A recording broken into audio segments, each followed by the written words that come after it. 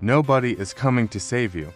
And this is not a motivational quote, not a dramatic exaggeration, and not a mindset trick meant to shock you into temporary action. It is a fundamental law of how reality operates. And the sooner you stop resisting it emotionally and start accepting it intellectually, the faster your life begins to change. Because most people are not failing due to lack of intelligence, talent, or opportunity. They are failing because they are waiting for clarity, waiting for confidence, waiting for support, waiting for permission, waiting for the right moment, waiting for someone to finally recognize their effort and say, now you can move. And while they wait, life moves without them. Systems continue operating without them, and other people who accepted this truth earlier quietly pass them by, because modern survival is not built on fairness, empathy, or intention. It is built on preparedness, positioning, and emotional self-control. And the belief that someone is coming to save you is one of the most dangerous beliefs you can carry, because it delays action, weakens responsibility, and turns capable adults into dependent observers of their own lives. And the dark mindset begins exactly where comfort ends, at the point where you accept that no authority, no relationship, no institution, and no future version of luck is responsible for stabilizing your life except you. Because while people love to talk about community, support systems, and safety nets, the truth is those systems only work for those who already function. And when pressure increases, resources shrink, patience disappears, and sympathy becomes selective. And this is why emotionally driven people collapse first, because they expect emotional solutions in a results-driven world. And when those solutions do not arrive, they feel betrayed instead of unprepared. And betrayal creates anger. Anger creates reaction. And reaction destroys strategy. While the dark mindset survivor skips this entire cycle by removing expectation from the equation altogether, because expectation is premeditated disappointment. And when you expect saving, you subconsciously outsource responsibility. And once responsibility is outsourced, discipline weakens, urgency disappears, and accountability dissolves. And this is why the dark mindset teaches ruthless self-ownership, not as punishment, but as liberation. Because the moment you accept that nobody is coming to save you, you stop asking for permission to become stronger. You stop explaining why you deserve better, and you stop negotiating with your weaknesses, because weakness only negotiates when it believes rescue is possible, and once rescue is removed, adaptation begins, and adaptation is the core of survival, because survival is not about comfort, it is about function under pressure, and pressure reveals truth faster than time ever will. And under pressure, emotional people seek reassurance, logical people seek solutions, and disciplined people execute regardless of how they feel. And execution is what separates survivors from victims, because life does not respond to emotion, it responds to action. And action requires clarity, not motivation, because motivation is temporary, emotional, and unreliable, while clarity is cold, stable, and persistent. And the clarity that nobody is coming to save you removes illusion and replaces it with focus. Because when you know no help is coming, you prepare differently, you plan deeper, you build redundancies, and you stop relying on hope as a strategy, because hope without preparation is a liability. And this is why the dark mindset rejects false positivity, because positivity encourages people to ignore threats until they become unavoidable, while realism allows people to address threats while they are still manageable. And in the United States especially, where independence is praised, but dependency is quietly punished, this truth becomes even sharper, because opportunity does not go to those who need it the most. It goes to those who appear capable of handling risk, responsibility, and uncertainty. And appearing capable is not about arrogance. It is about emotional regulation, consistency, and reliability, which means the person who can remain calm under pressure, silent under provocation, and disciplined under temptation is automatically positioned ahead of those who cannot, regardless of intention. And the dark mindset internalizes this and adjusts behavior accordingly, because behavior is language. and the world listens to behavior, not explanations. And once you accept that nobody is coming to save you, you stop over-explaining yourself, because over-explaining is a subconscious request for understanding, validation, or mercy. And mercy is not a sustainable survival plan, because mercy depends on mood, power dynamics, and timing, while competence does not. And competence creates leverage, and leverage creates safety, and safety creates options. And options are the only true form of freedom, because freedom is not doing whatever you want.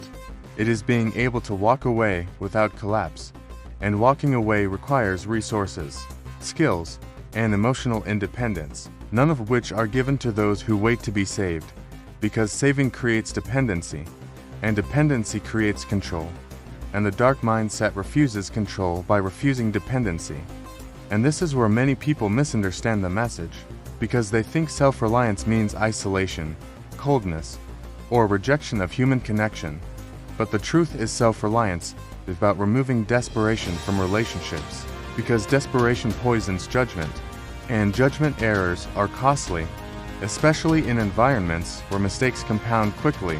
And when you believe nobody is coming to save you, you stop using people as emotional crutches, you stop oversharing your plans with those who cannot help you execute them, and you stop revealing vulnerabilities in environments that are not designed to protect them, because vulnerability without safety is exposure, and exposed people are not saved.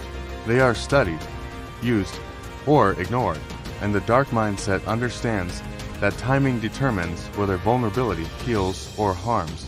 And most people share at the wrong time, with the wrong people, for the wrong reasons, because they are seeking relief, not resolution, and relief fades, while resolution requires discomfort, and discomfort is avoided by those who expect rescue, because rescue removes the need to endure discomfort, and once that expectation is gone, endurance increases naturally, because endurance becomes necessary, and necessity produces discipline faster than inspiration ever could.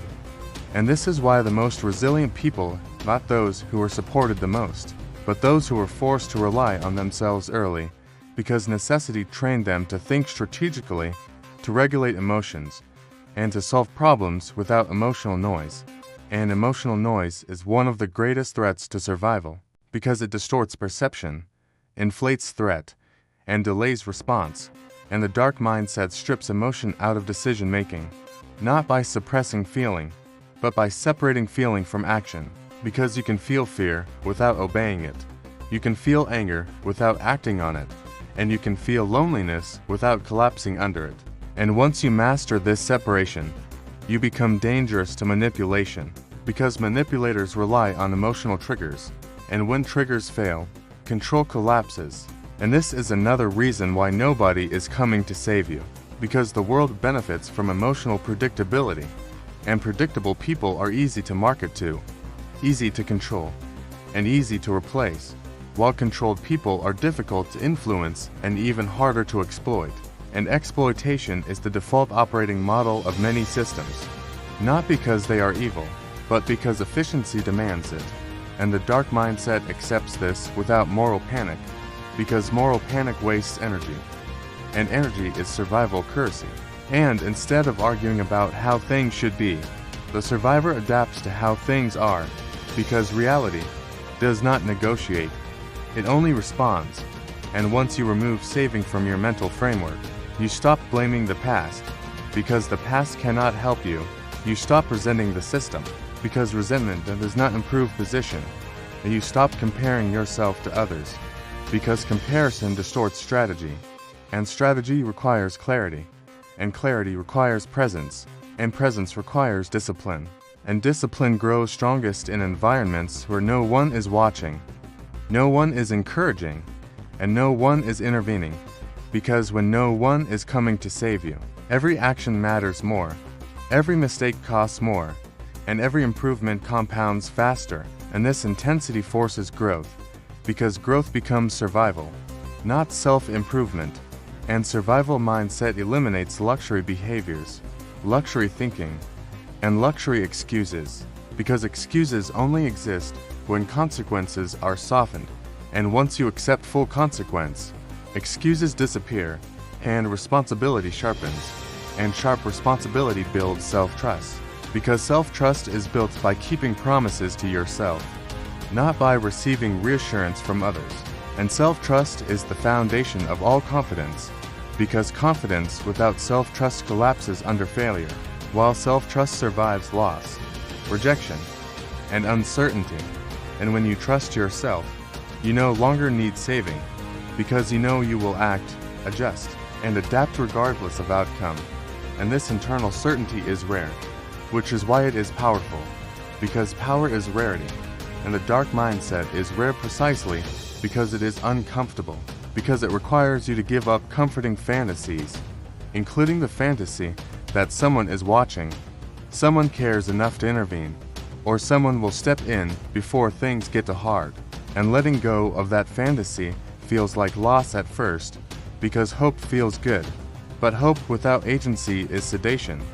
And sedation keeps people calm while circumstances worsen, and the dark mindset rejects sedation in favor of awareness, even when awareness hurts, because pain that informs is better than comfort that blinds. And this is why loneliness often accompanies this mindset, because once you stop expecting saving, you stop participating in collective denial, and collective denial is comforting, while individual responsibility is isolating, but isolation is temporary, while stagnation is permanent, and the survivor chooses isolation, because isolation can be used productively, while stagnation cannot.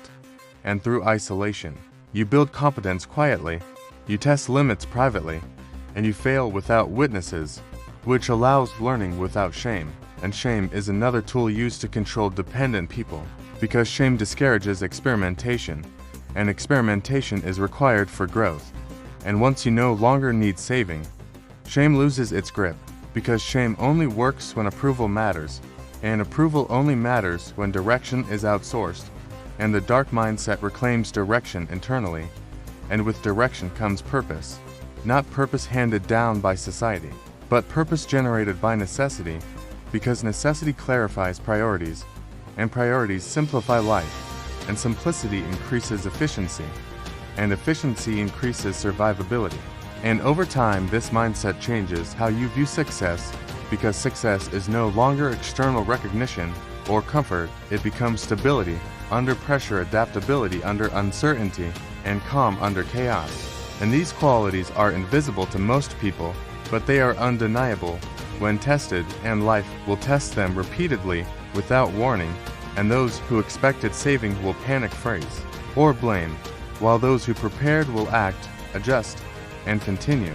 And this is why the final truth remains uncomfortable, but freeing. Nobody is coming to save you.